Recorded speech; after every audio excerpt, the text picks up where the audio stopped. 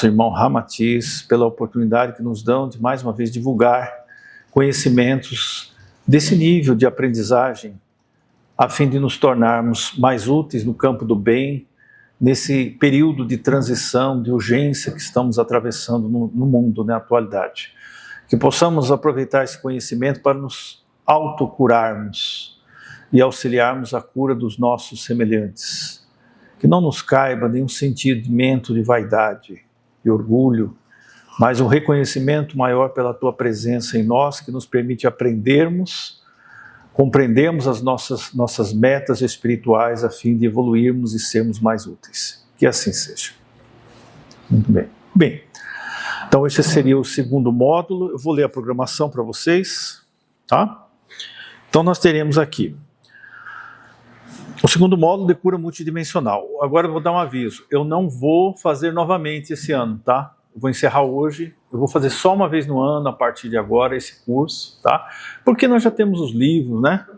O que nós vamos fazer é lançar sadhanas, que eu vou explicar o que seria essa série de sadhanas, que vai facilitar as práticas desse sistema de cura aí. Então o próximo já não será mais de cura multidimensional. Nós vamos fazer outros assuntos até o final do ano, tá? Toda a verba desses livros publicados, desses workshops, seminários, há anos vem mantendo os trabalhos do Núcleo Assistencial Ramatiz. Então vocês já sabem que estarão colaborando conosco com os trabalhos de assistência que a Casa vem realizando. Ele está inserido dentro desse trabalho do Centro de Estudo e Pesquisas em Medicina Vibracional, Yoga e Meditação. Esse trabalho foi fundado um pouco antes da pandemia, nós já temos alguns anos, o Paulo de Tarso está responsável, acabou de chegar. A finalidade é estudos, pesquisas, elaboração de seminários, workshops, livros relacionados a estas áreas ou temas de linhas de estudo e pesquisa. Seria a medicina vibracional, o yoga e a meditação, tá? Lembrando que o Núcleo Assistencial Ramatiz, ele é um trabalho que tem uma base kardecista. As pessoas me perguntam às vezes, mas vocês são kardecistas?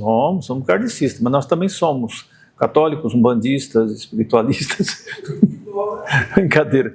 Querendo dizer para as pessoas que a nossa visão é bem universalista, como o nosso diretor é, né? Nós já estamos numa fase que nós temos que romper essas barreiras do que ele chama, ele mesmo fala, é o sectarismo religioso. Não é mais necessário isso. Estamos numa era de espiritualização maior, temos que ter abrangência e respeito por todos, né? Então esse estudo aí, ele abrange uma formação na área de cura. Nós começamos a fazer ele já faz um tempo, no ano de 2013. O primeiro workshop foi feito em 2013, nós já temos mais de 10 anos, né? Trabalhando com esse tipo de curso, foi feito algumas experiências, e nós chegamos a um formato que atualmente parece estar sendo melhor, que não é tão cansativo, que fazemos nos domingos, o dia todo, ele ficava muito cansativo, né? As pessoas saem daqui assim, muita informação e cansadas, né? Falando, e agora, o que eu vou praticar? Estou muito cansado, foi muita coisa, e era muita coisa mesmo, eu punha muita informação. Aí os mentores nos orientaram, dividir esse seminário, dar um tempo, boa tarde, para que as pessoas refletissem e finalmente escrever.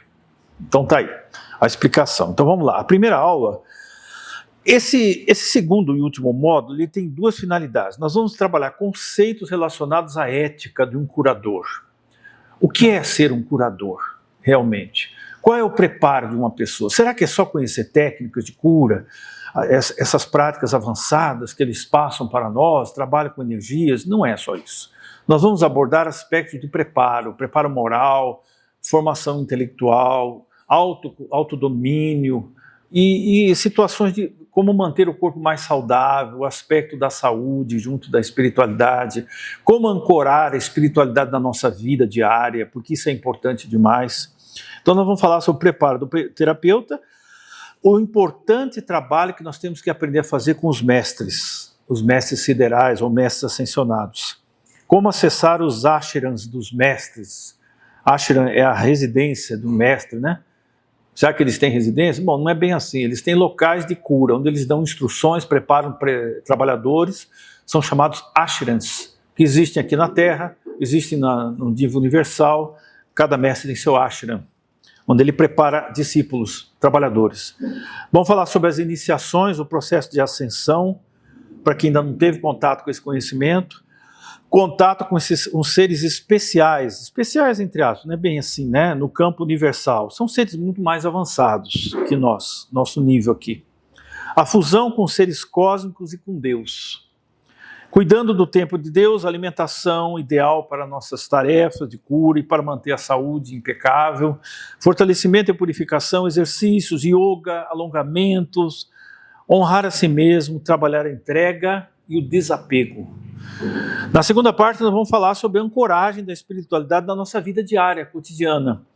O equilíbrio na vida cotidiana, trabalhar a meditação e o silêncio em períodos do dia, fazer meditações específicas que permitem a nossa conexão mais profunda com o eu superior, com a nossa essência divina, e como assentar essa energia espiritual na nossa vida, fazer o que eles chamam de ancoramento, trazer essa energia para a nossa vida, nosso trabalho, nosso lar, nossos corpos e assim por diante.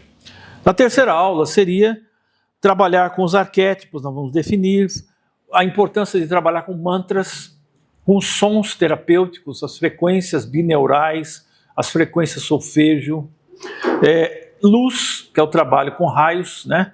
É bem a mais além do que cromoterapia. Eu sempre falo para as pessoas, a cromoterapia é o começo de quem vai trabalhar com energias desse nível. Mas é um aprendizado necessário, porque a cromoterapia, ela te dá uma noção básica das cores e as terapias, a especificidade dessas cores, para que servem, né? Porque os raios cósmicos trabalham em outro nível, mais profundo do que esse. Mas é um começo.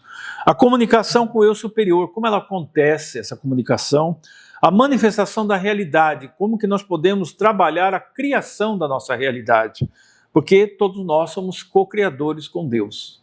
Essa verdade muitos de nós já sabem, então nós vamos entender como isso funciona e por que razão na Terra, numa vibração de terceiro nível dimensional, que é a nossa terceira dimensão, tudo é mais lento para se manifestar. Por que demora para manifestar algo? Aonde que está a dificuldade, já que nós temos esse poder de criar, né? Organização e rotinas de práticas. Nós vamos falar sobre isso, as sadhanas, né, que a gente conversa. Depois vamos falar sobre infusões de luz, das práticas importantes, seriam as infusões de amor, como expandir o centro cardíaco para ele poder irradiar a energia do amor, né? Porque o amor é uma energia divina. E muitos de nós canalizam pouco ela, muito pouco ainda estão muito presos na questão do ego. Enquanto a mente ego estiver dominando a pessoa, ela ama pouco, ela não expressa o amor. Então existem possibilidades de práticas em que você expande o centro cardíaco para a canalização do amor, da energia do amor divino. Então vamos trabalhar isso. Atuar com as energias da Mãe Divina, que é o aspecto maternal de Deus. Nós vamos falar a importância disso também. Ativações de energias, aprender a trazer pacotes de luz e informação. Eu venho comentando, agora há pouco a Miriam estava falando a respeito disso, aquelas informações que vêm do espaço, em forma de núcleos de conteúdos. Eles chamam de pacotes de luz, ou pacotes de informação, que penetram o campo cerebral da pessoa e despertam os insights da informação do conhecimento. Isso é possível fazer, existe isso, até isso nós temos possibilidade de fazer, em qualquer área do conhecimento que exista nesse nosso sistema universal. Claro que a maioria dessas informações, a maioria de nós não sabe codificar, porque nunca viu aquilo, fica confuso no início, né? Daí a necessidade de estudar muito.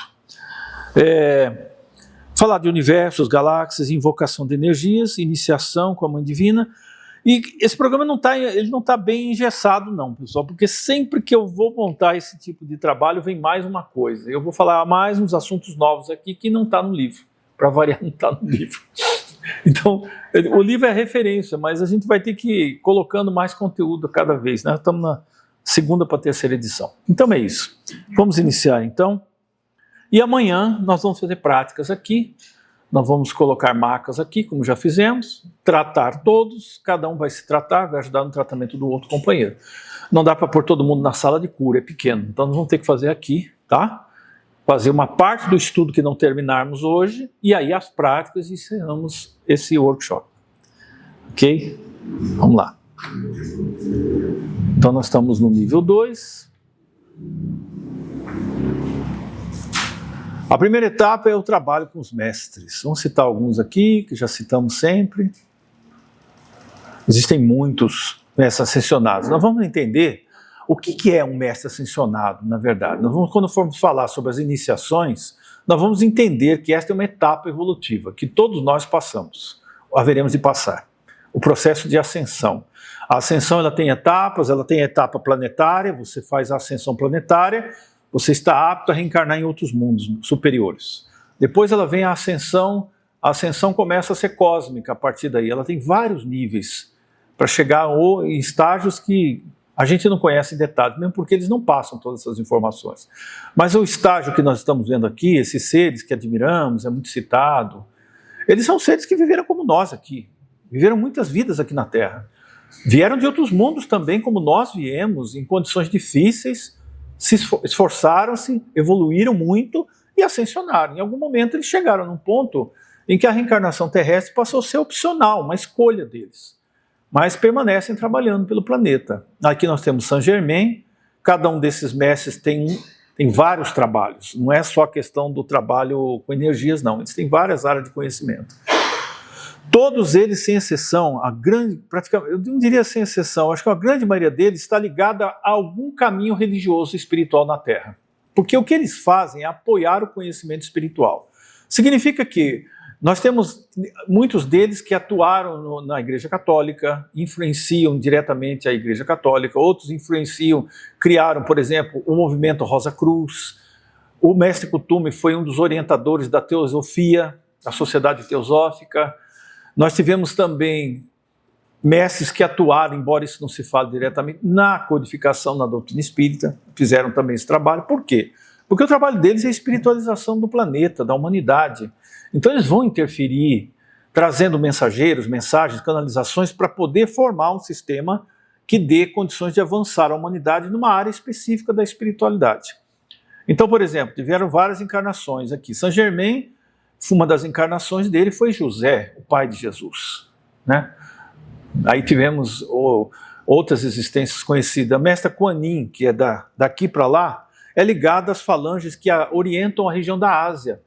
Aquela região da China, Vietnã, Birmânia, toda aquela região ali da Ásia, do extremo da Ásia, é orientado por ela. Ela está justamente por trás da questão do budismo, do estudo do budismo, do shintoísmo. É uma das que seria responsável por essa área junto a Gautama, né? Siddhartha Gautama. Nós temos o mestre Hilarion, que é ligado à medicina. Uma das encarnações mais conhecidas dele foi Paulo de Tarso, o apóstolo Paulo. Essa imagem que ele tem aí é uma imagem que é posterior àquela encarnação já em que ele esteve na Grécia, né? Então ele tem essa roupagem aí, o apóstolo Paulo de Tarso, aí vem com essa imagem como mestre Hilarion. A aura deles tem a cor do raio que eles canalizam para auxiliar as pessoas na área de cura, do conhecimento, etc. E nós temos também, portanto, ele é o patrono da medicina no planeta Terra, mestre Hilarion. E a corrente de Hilarion, a fraternidade é imensa, né? Ele direciona a medicina na Terra. E nós temos o mestre Kuthumi, que é um outro lado de Ramatiz, né? Aí que o pessoal fala, como que pode isso? É a outra roupagem dele, uma versão acima dele mesmo, né? Que seria o mestre Kuthumi. O mestre Kuthumi, numa outra existência, aí que vem aqui, alguns dizem que sim, eu também acredito que sim. Ele foi Francisco de Assis, né? E atua como ascensionado nessa roupagem de Kuthumi. Tá? Então são são muitos mestres ascensionados. É dito que na Terra atualmente, eu venho repetindo essa informação há algum tempo aqui, eu diria que é um pouco mais, viu? Não diminuiu não, acho que aumentou. Que existiriam na Terra encarnados 144 mil mestres ascensionados atualmente. Na Terra, encarnados. 144 mil. Nós temos 190 países, mais ou menos, é isso? Vamos aí, é difícil fazer uma proporção, né? Quantos estão em qual país? Em qual continente? Aí vocês perguntam, sabem que são ascensionados? Não, a maioria não sabe. Está trabalhando anonimamente na religião, na ciência, nas artes, nas diversas áreas do conhecimento humano, são ascensionados e trabalham naturalmente, não se declaram seres ascensionados. Até na política mundial eles têm interferido. Embora a gente ache que as coisas não estão modificando, estão sim, estão caminhando por rumo que tem que ser. Então eles têm um trabalho muito vasto. A questão é, como que se trabalha com esses seres? É possível? Claro que é possível. Qual é a comunicação com eles? Energia e pensamento. Esses seres têm manifestações de psicofonia, incorporação? Não, não tem. Então como é que acontece? Canalização. Via canalização. A onda mental deles, através da energia, entra no sistema do cérebro, no nosso cérebro, do canalizador, afeta o hemisfério direito, que é o lado intuitivo nosso, né? E aí, pelo hemisfério direito, se você não interferir demais com o lado racional, a mensagem chega clara e é repassada de forma verbal, escrita e assim por diante. É um processo rápido, não é tão simples no início, é muito rápido porque o raciocínio deles é muito acelerado em relação ao nosso, então as ideias são muito amplas, mas é possível sim. Como que eles fazem? Chegam bem próximo de nós o máximo que conseguem, até a quinta faixa dimensional. Da quinta faixa dimensional para cá eles conseguem se comunicar. Entenderam o que acontece? É dessa maneira, não há uma incorporação, não há uma psicofonia direta, como a gente conhece no processo do trabalho mediúnico espírita, mas os mecanismos são muito semelhantes, tá? Mas é possível sim. Eu estou dizendo isso, sabe por quê? Recentemente me enviaram um WhatsApp, uma amiga nossa. Ela falou assim, eu posso te mandar uma coisa? Você me desculpa? Mandou para mim.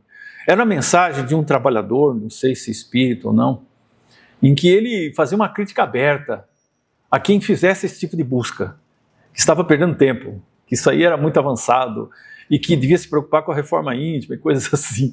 Mas ela foi muito... Ela me mandou, eu não entendi porque ela mandou para mim. Eu acho que ela quis me dar uma indireta, né? Direta.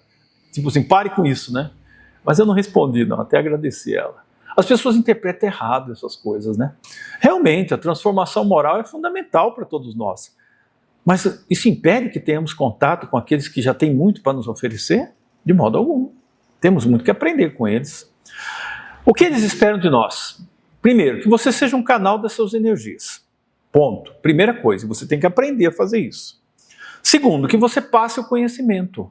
Você passe o conhecimento. Não importa se você vai passar por palestras, por livros, por meio de canalizações, não importa. Que você faça o trabalho de passar o conhecimento e trabalhar com a irradiação da energia desses seres nos trabalhos que você realiza. Na cura? Não, especificamente na cura, na sua vida, no seu trabalho. Seja um canal aberto para eles. É isso. Tá? Então é isso. Nós vamos comentar o que é um mestre ascensionado aí oportunamente hoje, para nós entendermos esse estágio. Muito bem. Como que seria então o trabalho com eles? Vejamos. Primeira coisa, peça para ser envolvido pelas energias desses mestres diariamente, desde o começo da manhã. Pode citar o nome deles, pedir. Eles estão vivendo numa realidade de tempo e espaço diferente da nossa, então o contato é instantâneo. Não existe negócio, leva um tempo para ter o contato. Não, é instantâneo mesmo. Comece pedindo por unir-se, por exemplo, com o corpo de luz de Metatron. Metatron é um arcanjo. Miguel também, Melquisedeque. Peça que ocorra de maneira permanente. Peça para unir os seus corpos com o corpo vibratório deles, o campo energético deles. Fundir-se no seu, para você ser um canal deles. Tá? Faça a canalização dos raios em conjunto com os mestres, irradiando-os pelo centro frontal ou pelo centro cardíaco. Ou seja, eu vou canalizar os raios e eu vou irradiar pelo centro frontal ou pelo centro cardíaco. Então nós fizemos aí vou falar do livro agora. Então esta obra, Raios Cósmicos, ela é uma obra canalizada, não foi diretamente por mim que canalizei isso, é uma informação que nós estamos repassando com outras informações. Então aqui tem os 49 raios. Os distribuidores desses raios, o que eles desenvolvem no campo emocional, psicológico, e como você vai trabalhar com isso, tá? Então a obra é uma SADA, né? Uma série que nós começamos a fazer para tornar o conhecimento mais simples e acessível, mais prático. Então isso aqui é só sobre os raios, tá? Raios cósmicos, aplicações e canalização. Disponha-se a servir. Isso é importante. Você tem que estar pronto para servir. Entenderam? É fundamental isso para trabalhar com esses mestres. Não espere que os mestres ascensionados lhe digam como servir. Sirva na área onde sentir-se intuitivamente chamado. De repente você gosta de trabalhar com curas, ou você gosta de trabalhar com crianças, com idosos, e assim por diante. Há muita coisa para se fazer. onde você sente que intuitivamente você é chamado a atuar. E os mestres lhe apoiarão e o aprimorarão ao longo do seu caminho. Em outras palavras, comece a servir e eles vão te apoiar. Quanto mais você os buscar em pensamento, mais eles vão estar em conexão com você.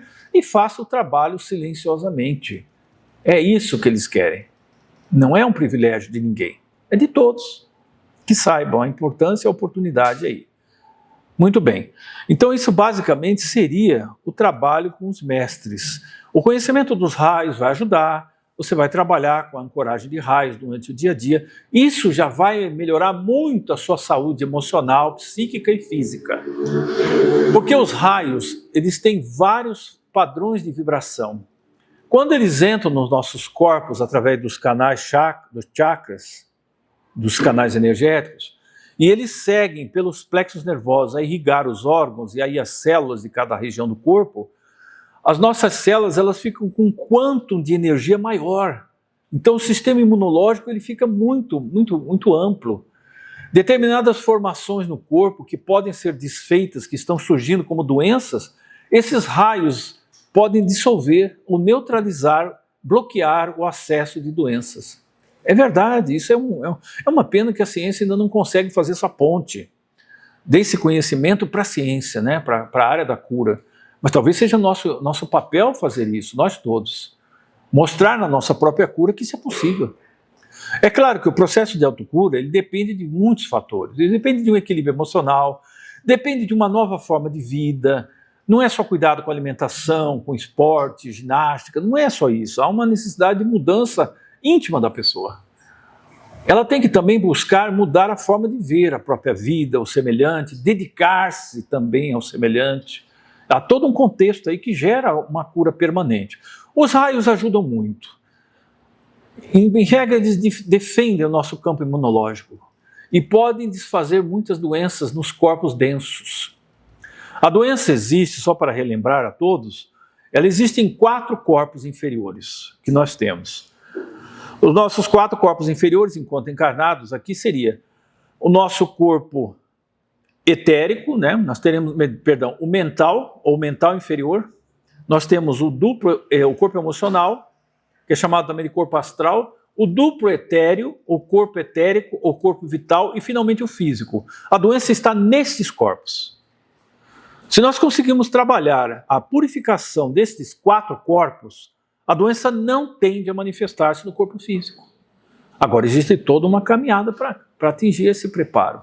E não é ocasional. O problema é que as pessoas acham que isso é uma coisa ocasional. Eu faço quando eu achar que devo. Não, não pode. É automatizar o conhecimento e torná-lo prático na sua vida. Você tem que fazer isso sempre, todos os dias.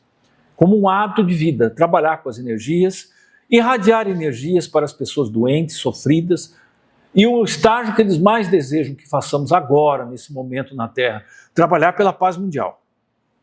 Todos nós temos dever de pedir pela paz mundial, irradiar energias pela paz mundial. Isso é importantíssimo, faz parte da disciplina com eles. Tá? Bem, olha lá, dedique meditações à paz mundial. Aí você está trabalhando com os mestres. Então são 5 etapas aí importantes para você manter-se em contato com eles e trabalhar com eles. Bem, algum questionamento dessa primeiro assunto que vocês queiram fazer? Algum questionamento? Vamos entender então qual que é o caminho para a ascensão, para entender o que é um mestre ascensionado e entender a nossa trajetória também nesse processo. Então vamos lá. Iniciações. O que é uma iniciação? É um ritual de passagem, né?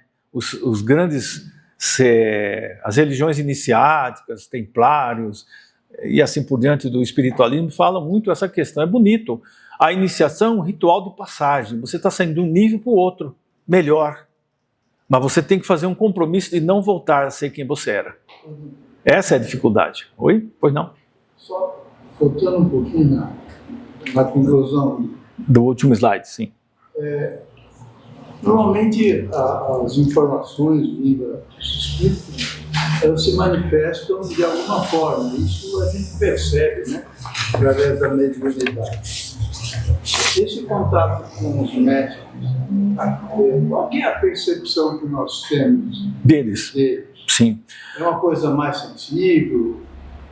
Parece que o caminho é um pouco mais, se não mais difícil, mas não é o caminho que nós usualmente estamos fazendo. Perfeito, entendi. A percepção é uma percepção mais sutil. Mais sutil. Mas, ao mesmo tempo, você percebe até a nível físico essas energias. Muito intensas. Expansão mental, expansão do sentimento de amorosidade, lucidez das ideias, clareza. Agora, vamos entender a questão da mediunidade, que o Edivaldo está nos falando. A mediunidade está circunscrita à ação aqui na Terra? Não. Portanto, aqueles que se comunicam através de nós, nas nossas reuniões espirituais, são médiuns desses trabalhadores também. Compreendeu? Então, o processo da mediunidade é um processo que vem de níveis superiores até chegar aqui, no entendimento das criaturas. Compreendeu? Eu quero dizer com isso que eles sempre trabalham na mediunidade. Ou diretamente através do canal físico aqui, ou através dos intermediários que são os nossos orientadores e mentores. Compreenderam? Qual é o livro? Missionários da Luz. Vou citar, né? Quem leu Missionários da Luz do Espírito André Luiz? Leu? A palestra de Alexandre. Alexandre faz uma palestra no mundo espiritual, reunindo dezenas de trabalhadores, e o André Luiz está assistindo a palestra e de repente ele começa a falar, ele vai se transfigurando. Ele fica iluminado, ele muda o rosto, a cor dos olhos, o cabelo. Ele estava sendo intermediário desses mestres no campo espiritual, médium deles. Quando a comunicação termina, ele volta a ser quem ele era, Alexandre. Deu para entender, Edivaldo, o que eu quero dizer? Então sempre há a presença deles, mas em níveis diferenciados. A mediunidade não está circunscrita à ação aqui na Terra. Ela segue no universo, em outros níveis. Isso é deixar mais claro. Mais alguém gostaria de fazer um comentário? Que isso é muito enriquecedor, a gente tocar nesse assunto. Porque dá uma impressão de uma coisa inacessível, e não é inacessível. Mas embora seja muito sutil. No começo é muito sutil. Alguém mais? Então eu posso acionar outros, quando eu durmo, usando a mediunidade, posso participar? Pode, você... Não, às vezes não será permitido lembrar. O cérebro, não é que não será permitido, muitas vezes o próprio cérebro físico não registra tanta informação. Ele não registra. Quando você volta à consciência física depois que acorda. O cérebro físico, outras vezes, algumas coisas podem deslumbrar muito. Então, os nossos orientadores espirituais diminuem essas informações, reduzem o campo da memória para você lembrar o essencial. Compreendeu isso? Mais alguém? Não? Vamos falar sobre ascensão para nós entendermos o processo. O que seria? Existem níveis de ascensão. Vamos entender em que estágio nós já nos encontramos. A primeira iniciação é o primeiro passo para o reino espiritual. O discípulo saiu das câmaras da ignorância e do conhecimento e entrou na câmara da sabedoria. A lição básica da primeira iniciação, ela tem por objetivo você ter o domínio do corpo, do veículo físico. O controle sobre o corpo físico deve ter chegado a um nível elevado. A gula, a bebida, a licenciosidade não podem mais controlar o discípulo nessa fase aí. A primeira iniciação representa o começo, uma certa estrutura de correto viver. Você já consegue ter uma vida razoavelmente correta no seu pensamento, nas suas palavras, atitudes. E esse processo de controlar foi estabelecido. A estrutura do correto viver, pensar e controlar foi estabelecida. A pessoa não precisa demonstrar maior controle da alma nesse momento do que esse, quando recebe a primeira iniciação. Em outras palavras, você está começando a ter mais controle sobre o corpo físico. Um relativo controle sobre os sentidos físicos. Mais tempo controlando seus pensamentos, suas palavras, embora você tenha recaídas. Você perde o controle ainda, mas já está com mais equilíbrio em determinados aspectos. Isso marca a primeira iniciação. A segunda iniciação, bom, aí vocês vão perguntar, quanto tempo leva para sair de um nível para outro? Não tem regra. Leva encarnações. Em via de regra, encarnações. Você completar uma iniciação e entrar na outra. A segunda iniciação, A principal missão da segunda iniciação diz respeito ao domínio do corpo astral ou do corpo emocional. Domínio do corpo emocional. Geralmente, é a iniciação mais difícil para as pessoas transporem. Porém, a pessoa recebe a segunda iniciação, aí que tem o detalhe mais interessante. A terceira e a quarta iniciação quase sempre acontecem na mesma vida ou numa encarnação seguinte, quando você chegou a completar essa segunda. Aí o processo começa a acelerar. Essa iniciação se relaciona com o sacrifício e a morte do desejo. Complexo, né? A natureza inferior vai sendo rapidamente controlada, ou seja, a pessoa já não consegue mais se tornar um cúmplice de coisas erradas, comportamentos agressivos, envolver-se em vícios, entregar-se a qualquer tipo de situação que vai torná-la pior, inferior, envergonhá-la perante a si mesmo e o semelhante. Ela saiu desse estágio. Há uma tendência aí da pessoa não se expor mais tanto. Já começamos a gostar do silêncio, nessa fase aí, de ter o nosso caminho sem interferir diretamente na escolha dos outros. Você já perde esse desejo de querer que os outros façam o que você quer, sejam como você quer ser, ou façam o que você deseja. E você começa a querer trabalhar mais os seus níveis internos. Então vejam ali, vamos lá. Sacrifício e morte do desejo, a natureza inferior vai sendo rapidamente controlada, o corpo emocional se torna puro, límpido e sereno. Ou pelo menos passamos mais tempo com o campo emocional estável. E as emoções passam a ser controladas, você começa a perceber quando você está saindo do controle. E rapidamente se recompõe. Há uma capacidade já de fazer isso. Em outras palavras, passamos a não agir mais por impulsos. Impulsos. Antes eu comentava num estudo aqui. A maioria de nós toma decisões por impulso, fala por impulso, passa um dia ou dois e se arrepende do que pensou, do que decidiu, do que falou. Aí se arrepende, não é assim? A maioria das pessoas age por impulso, movido por emoções, sem controle. E depois causa sofrimentos. Nessa fase você já pensa, você já vai com calma antes de agir com as pessoas e com as suas atitudes. Há um equilíbrio emocional. Bem, o corpo emocional se torna puro, límpido e sereno. As emoções passam a ser controladas. E o fator da mente passa a assumir necessariamente uma importância cada vez maior. Você começa a entender que as suas emoções estão relacionadas com os seus pensamentos. E você começa a perceber que quanto mais você vigiar seus pensamentos, menos você é vítima das suas emoções negativas. Que você deve começar mudando os seus pensamentos. Porque elas geram sentimentos. Assim como os sentimentos geram pensamentos. É uma via de mão dupla. Mas você já começa a tomar consciência do que vai acontecer. Se você manifestar determinado sentimento, determinada emoção, por exemplo, a raiva, você já evita situações de risco para se irritar. Entenderam? Controla o pensamento, para evitar as ocasiões de risco onde você vai ser agressivo com as pessoas, com o ambiente. Isso gera equilíbrio emocional. Deu para entender, pessoal? Vou tentar passar isso aqui, é profundo isso aqui. Então, o fator da mente passa a assumir necessariamente importância cada vez maior. A liberdade é o traço fundamental do indivíduo que passa pela segunda iniciação. Que liberdade é essa? Ele controla as suas emoções. Ele já tem um grande equilíbrio emocional. Resultado de uma observação de si mesmo. Uma autoeducação, autoconhecimento. Começou a estabelecer a base do autoconhecimento. Porque ele começa a entender que ele não tem que mudar os outros. Ele tem que trabalhar a si mesmo. Que ele tem que conhecer a si mesmo. E que o pensamento pode criar qualquer coisa. Nessa fase a gente para de viver no passado. Você se foca no agora. Você começa a ver que a realidade é agora. O futuro não chegou ainda. E o passado não existe mais. Então aí começa a haver um equilíbrio emocional. Compreenderam mais ou menos? Estou tentando passar para vocês a ideia. A segunda iniciação é isso aí. Aí nós entramos na terceira. Ainda não ascensionamos, hein? Estamos na terceira. A terceira iniciação está relacionada com o desenvolvimento do domínio sobre o corpo mental. Aí o foco é a questão do pensamento, o corpo mental.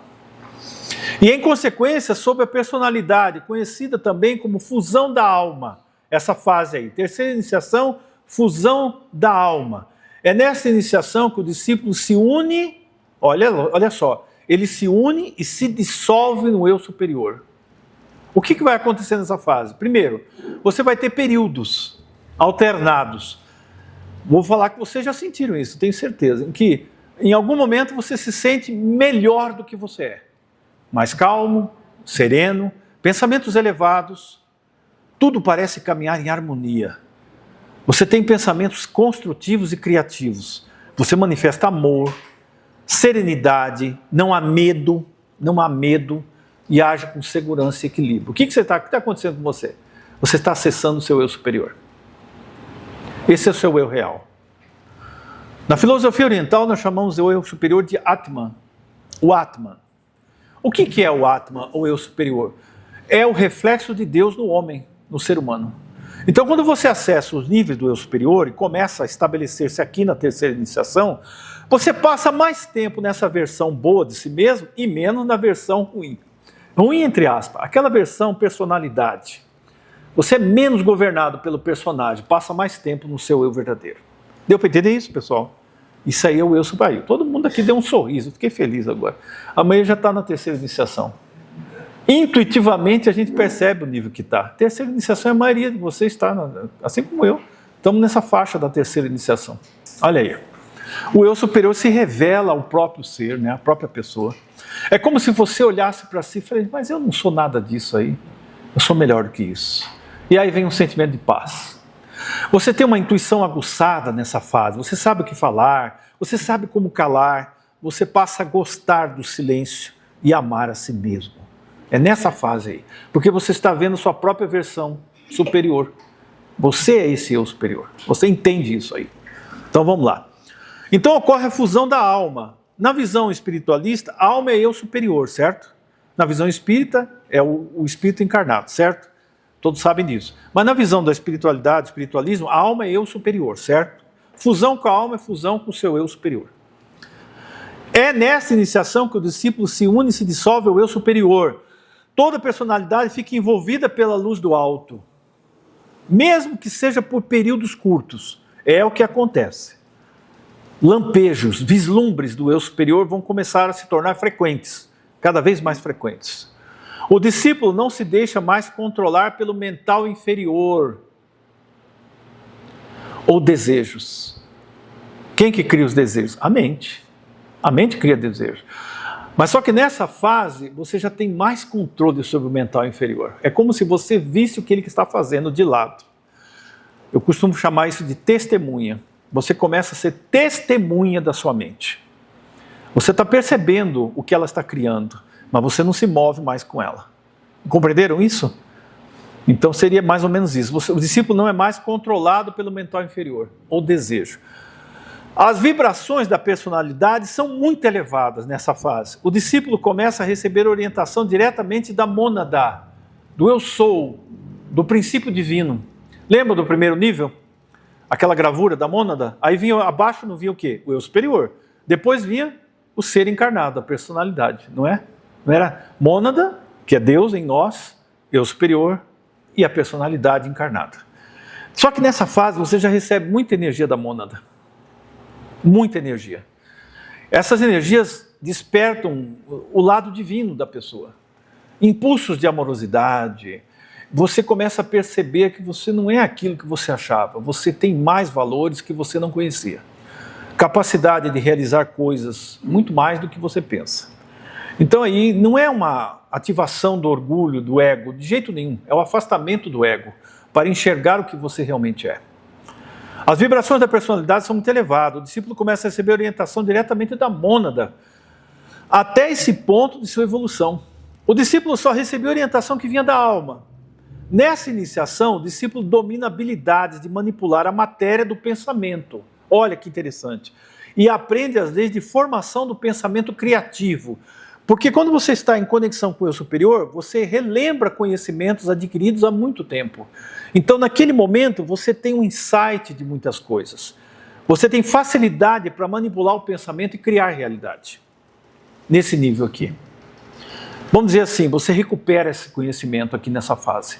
Tá? Quarta iniciação. E agora? A quarta iniciação relaciona-se, essa é a fase mais difícil. É aqui que você entra na noite escura da alma. Aqui é a fase mais difícil. Você vai perder muita coisa que você achava que era seu. Nunca foi. Olha só, é a renúncia. Relaciona com a renúncia. A vida de quem recebe a quarta iniciação geralmente é bastante sacrificada e às vezes de muito sofrimento. Porque ela precisa deixar de ser aquilo que achava que era. A personalidade tem que começar a desaparecer e aí vai exigir períodos de provação. Tudo é depositado pelo iniciado nessa fase, inclusive sua personalidade, aperfeiçoada sob o altar do sacrifício. Ele renuncia a tudo nessa fase: amigos, dinheiro, reputação, caráter, posição social, família. Não é que ele está abandonando a família, veja só, não é bem isso. E até mesmo a própria vida, muitas vezes, nessa fase. É a fase, portanto, do sacrifício, da renúncia, das provas mais ásperas. E muitos aqui não suportam. Os santos descreviam isso aí como noite escura da alma. O período em que eles estavam caminhando muito bem, tinham muito contato com Deus, com Cristo, e de repente, tudo cessa. E aí ele começa a entrar no período de sofrimento. E aquilo demorava anos. Um grande exemplo disso é São João da Cruz. Paramahansa Yogananda cita muito a vida de São João da Cruz. Teresa de Ávila também. A mesma coisa. Passaram pela noite escura da alma. São João da Cruz sofreu muito. Ele foi preso pelo que ele falava e ensinava. E era um homem extremamente caridoso, humilde. Teve uma fase que ele escreveu o livro Noite Escura da Alma no cárcere. Ele descreve o estado que ele vivia. Leia o livro, é interessante. Ele fala: Senhor, por que o Senhor me abandonou? Eu estou aqui sem vida, sem forma, eu sempre o amei. Santo Agostinho falava a mesma coisa, mas eu sempre o amei, Senhor, por que eu estou passando por isso? Quem é de nós que já não atravessou ciclos assim? Eu estou fazendo tudo certo, por que eu estou passando por isso? Eu estou só, todos me abandonaram. É temporário, é só um período de provas. Você vai reconhecer que a presença divina está o tempo todo com você a partir daí. E você vai aprender a se entregar ao poder divino. É nessa fase que vai acontecer, a grande entrega. E quando termina essa fase provacional, aí sim, aí começa a beleza da caminhada da alma. Então vejam a trajetória que nós estamos fazendo há várias vidas. Vejam vocês.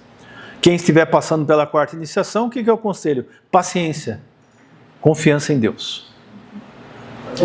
Sim? Pode acontecer que fracassar nessa fase e assumir uma personalidade antiga? Recair? Pode. Mas é invariável que você vai evoluir. É difícil. Ela pode demorar a se completar, mas ela vai se completar. Pode não completar numa vida, mas em outras vidas ela vai acontecer. Ela vai. Porque a consciência está em despertar. Ela está despertando cada vez mais. Ele pode passar por por várias vidas. Várias vidas. Noite escura. Pode acontecer sim, pode acontecer. Eu não me lembro de relatos citados que eu já tive conhecimento. A maioria deles, numa existência passou, uma parte da existência. Santo Agostinho passou por um período desses, em torno de 15 anos na vida dele. João da Cruz passou também em torno de 10 anos. Teresa de Ávila, quase a metade da vida dela, foi nessa fase aí, da noite escura da alma. A Madre Teresa de Calcutá. A Madre Teresa também passou. A Madre Teresa, inclusive, chegou a desacreditar, né, de Deus. Vocês sabiam disso? Sabiam que eu mandei para você um dia, né? Ela chegou a confessar. Ela estava tão cansada de ver tanta dor e tanta miséria que ela trabalhou na Índia, que ela chegou a desacreditar que o poder divino existisse. Ela confessa. Antes dela desencarnar, ela falou isso. Mas depois, logicamente, que ela superou isso, claro, né? Ela falou: meu Deus, é muito sofrimento, Senhor. Por que tudo isso? Eu não consigo fazer mais do que isso. A própria Madre Teresa passou por isso. É isso mesmo. Então, esse é um processo de desligamento das coisas terrenas. Sim, exatamente. Não tem como sair desse processo. O tipo de uma aprovação? É um período probatório, um período de provação. Você vai colocar-se, a existência vai te pôr em prova de tudo que você aprendeu. Testemunho, pode ser colocado como testemunho. Na Igreja Católica fala que é o testemunhos da fé, né? Usa esse termo. Não é expiação. Não, são provas, né? Provas são situações temporárias. Nós sabemos que toda provação não é para sempre, né? Mesmo a expiação também não dura para sempre. As provas, dentro do nosso conhecimento, o que elas são? Elas são formas de aprimoramento da alma, elas são temporárias, muitas delas podem ser evitadas. Elas podem ser evitadas. A expiação muitas vezes ocorre mesmo. Você pode abrandá-las. Ela pode ser abrandada, mas você passa por ela. A prova não, pode evitar. Isso tem a ver com apego. Apego, sim. E a quebra da ilusão, né? Isso, exatamente, o fim da ilusão. O fim da ilusão. Agora vem um lado mais espiritualista aqui, o Antakarana, aquele canal que eu cito na obra, ele foi construído com êxito. Vejam só o que aconteceu, o amadurecimento da alma. O canal que existe, que nos reconecta ao universo, a Deus, chamado Antakarana, nessa fase já foi construído, com êxito. Então ele passa a ser um canal já. A partir desse estágio, o discípulo, vamos chamar assim o discípulo, ele já começa a canalizar as energias superiores com mais facilidade. É por isso que quando eles saem dessa fase, eles escrevem muito. Repararam? Eles escrevem muito. Santa Teresa de Ávila tinha artrite reumatoide, morria de dor. E ela escrevia com a mão quase já se fechando com a dor e a doença. Ela escrevia. E depois que ela passou essa fase, ela escreveu muito sobre o estado de consciência que ela tinha. Ela descreveu isso. O castelo interior. Inclusive, eu recebi um presente do Paulo em espanhol. O Castelo Interior de Santa Teresa de Ávila. Leiam, baixa o livro e estudem, para vocês verem como ela descreve a comunhão com Deus e os estágios da comunhão divina. O Castelo Interior. Paramahansa Yogananda recomenda o livro de Teresa de Ávila. Tá? É fantástico. Bem, o Antakarana foi construído com êxito aí. Os 3 centros inferiores, quais são os 3 centros inferiores? Os chakras inferiores, o chakra sexual, genésico, o chakra gástrico, né? O chakra kundalini, perdão, da base, o genésico e o umbilical, esse chakra gástrico nosso aqui. São os centros inferiores, que eles são da natureza inferior da alma. Os centros instintivos do corpo estão aqui. Então, nesse momento, o que acontece? Os 3 centros inferiores atingem um ponto de muita purificação, sem nenhuma energia egocêntrica mais. O iniciado é dirigido pela intuição nessa fase, e pelo conhecimento iluminado pelo amor. Então a razão deixou de existir? Não, a razão não deixou de existir. Mas os raciocínios da pessoa passam a ser guiados pela intuição. É diferente. A maioria de nós deixa-se guiar só pela razão. Mas os nossos raciocínios em algum momento falham. Não falham? Não são infalíveis, eles vão cometer erros. Quando você é guiado pela intuição e a intuição ilumina a razão, você está mais seguro do que tem que fazer. É diferente. E tem mais, o mais importante, o seu conhecimento é iluminado pelo sentimento de amor, ou seja, tudo que você aprende é para servir. Aí que está a beleza de tudo. Porque o ego já está desaparecendo. Então você aprende as coisas para ser útil para os outros, para servir. Conhecimento iluminado pelo amor. Deu para entender, pessoal? Mas não é uma fase fácil essa aqui. É a fase das provas mais difíceis que passam as pessoas que estão buscando esse crescimento. O iniciado sacrificou totalmente a sua natureza inferior nessa fase. Ele está abandonando o personagem, definitivamente.